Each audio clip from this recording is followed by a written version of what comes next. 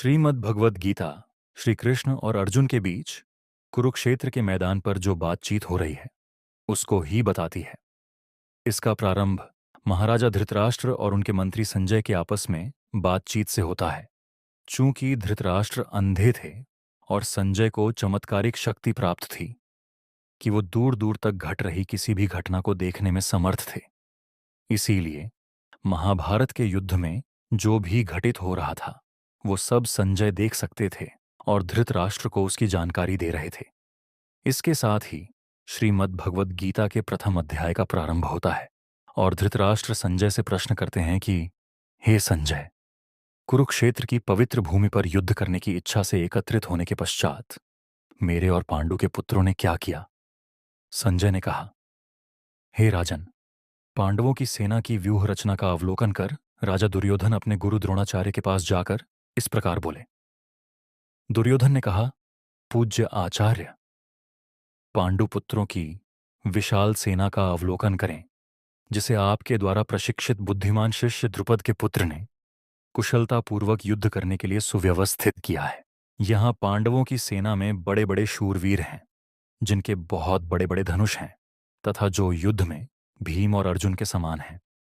उनमें युयुधान, राजा विराट और महारथी द्रुपद भी हैं। धृष्टकेतु और चेकितान तथा पराक्रमी काशीराज भी हैं। पुरुजित और कुंती भोज, ये दोनों भाई तथा मनुष्यों में श्रेष्ठ शैब्य भी हैं। पराक्रमी युद्धामन्यु और पराक्रमी उत्तमौजा भी हैं। सुभद्रा पुत्र अभिमन्यु और द्रौपदी के पांचों पुत्र भी हैं। ये सब के सब महारथी हैं। हे ब्राह्मण श्रेष्ठ, हमारे पक्ष की ओर के उन सेना नायकों के संबंध में भी सुनिए जो सेना को संचालित करने में विशेष रूप से निपुण हैं। अब मैं आपके समक्ष उनका वर्णन करता हूं। इस सेना में सदा विजयी रहने वाले आप तथा भीष्म, कर्ण, कृपाचार्य, अश्वत्थामा, विकर्ण तथा सोमदत्त का पुत्र भूरिश्रवा आदि महापराक्रमी योद्धा हैं जो युद्ध में सदा विजेता रहे हैं। यहां हमारे पक्ष में अन्य अनेक महायोद्धा ऐसे भी हैं जो मेरे लिए अपने जीवन का बलिदान करने के लिए तत्पर हैं। वे युद्ध कौशल में पूर्णतया निपुण और विविध प्रकार के शस्त्रों से सुसज्जित हैं। हमारी शक्ति असीमित है और हम सब महान सेनानायक भीष्म पितामह के नेतृत्व में पूरी तरह से संरक्षित हैं, जबकि पांडवों की सेना की शक्ति भीम द्वारा भलीभांति रक्षित होने के पश्चात भी सीमित है। अतः मैं कौरव सेना के सभी योद्धागणों से आग्रह करता हूं कि सब अपने मोर्चे पर अडिग रहते हुए भीष्म पितामह की पूरी सुरक्षा करें। इसके पश्चात कौरवों में वृद्ध बड़े प्रतापी पितामह भीष्म ने उस दुर्योधन के हृदय में हर्ष उत्पन्न करते हुए उच्च स्वर से सिंह की दहाड़ के समान गरज कर शंख बजाया। इसके पश्चात शंख और नगारे तथा ढोल, मृदंग और नरसिंघे आदि बाजे एक साथ ही बज उठे। उनका वह शब्द बड़ा भयंकर हुआ। इसके अनंतर सफेद घोड़ों से युक्त उत्तम रथ में बैठे हुए श्री कृष्ण महाराज और अर्जुन ने भी अलौकिक शंख बजाए। श्री कृष्ण महाराज ने पांचजन्य नामक, अर्जुन ने देवदत्त नामक और भयानक कर्म वाले, भीमसेन ने पौंड्र नामक महाशंख बजाया। कुंती पुत्र राजा युधिष्ठिर ने अनंत विजय नामक और नकुल तथा सहदेव ने सुघोष और मणिपुष्पक नामक शंख बजाए। श्रेष्ठ धनुष वाले काशीराज और महारथी शिखंडी और धृष्टद्युम्न तथा राजा विराट और अजेय सात्यकी, राजा द्रुपद और द्रौपदी के पांचों पुत्र और बड़ी भुजा वाले सुभद्रा पुत्र अभिमन्यु, इन सभी ने, हे राजन, सब ओर से अलग अलग शंख बजाए और उस भयानक शब्द ने आकाश और पृथ्वी को भी गूंजाते हुए धार्त राष्ट्रों के अर्थात आपके पक्ष वालों के हृदय विदीर्ण कर दिए।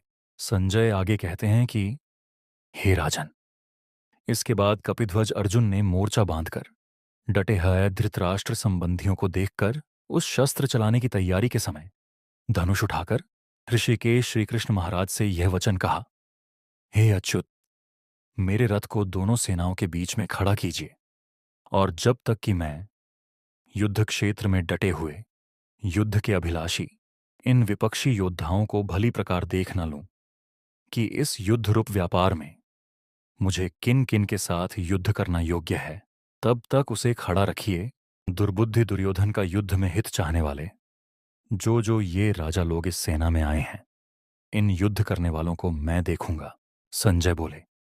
हे धृतराष्ट्र, अर्जुन द्वारा इस प्रकार कहने के उपरांत महाराज श्री कृष्णचंद्र ने दोनों सेनाओं के बीच में भीष्म और द्रोणाचार्य के सामने तथा संपूर्ण राजाओं के सामने उत्तम रथ को खड़ा करके कहा कि हे पार्थ, युद्ध के लिए जुटे हुए इन कौरवों को देख।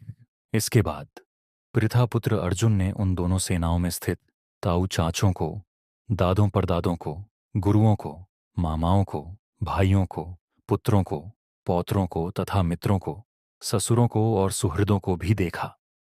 उन उपस्थित संपूर्ण बंधुओं को देखकर वे कुंती पुत्र अर्जुन अत्यंत करुणा से युक्त होकर शोक करते हुए बोले, हे कृष्ण, युद्ध क्षेत्र में डटे हुए युद्ध के अभिलाषी इस स्वजन समुदाय को देखकर मेरे अंग शिथिल हुए जा रहे हैं और मुख सूखा जा रहा है तथा मेरे शरीर में कंपन और रोमांच हो रहा है। हाथ से गांडीव धनुष गिर रहा है और त्वचा भी बहुत जल रही है तथा मेरा मन भ्रमित हो रहा है, इसलिए मैं खड़ा रहने को भी समर्थ नहीं हूं। हे केशव, मैं लक्षणों को भी विपरीत देख रहा हूं तथा युद्ध में स्वजन समुदाय को मारकर कल्याण भी नहीं देखता। हे कृष्ण, मैं न तो विजय चाहता हूं और न राज्य तथा सुखों को ही।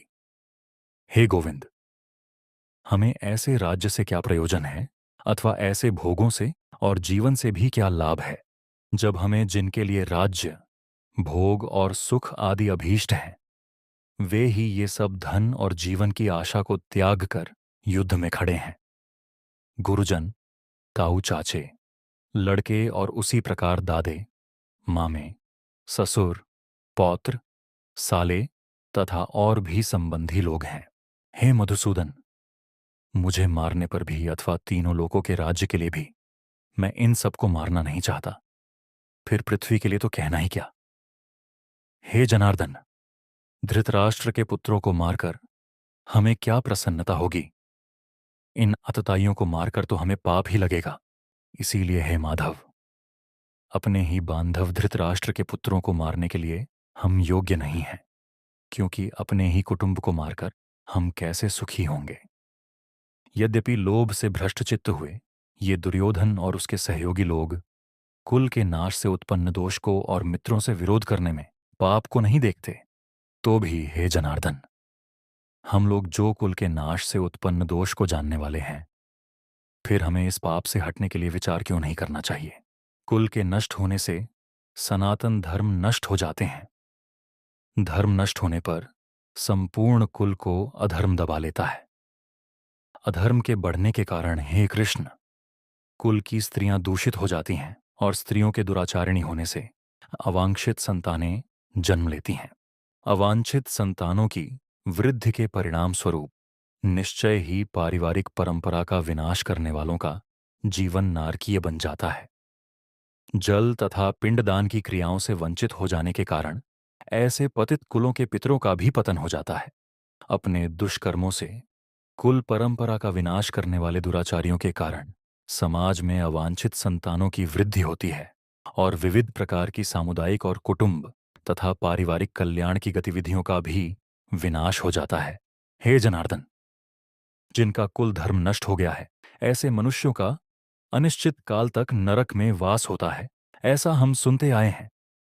ये बड़े आश्चर्य और खेद की बात है कि हम लोग बड़ा भारी पाप करने का निश्चय कर बैठे हैं, जो कि राज्य और सुख के लोभ से अपने स्वजनों को मारने के लिए तैयार हो गए।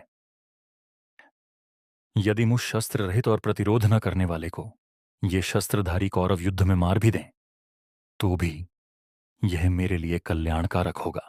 संजय इस घटना का वर्णन करते हुए आगे धृतराष्ट्र से कहते हैं कि इस प्रकार रणभूमि में शोक से उद्विग्न मन वाले अर्जुन इस प्रकार कहकर बाण सहित धनुष को त्याग कर रथ के पिछले भाग में बैठ गए।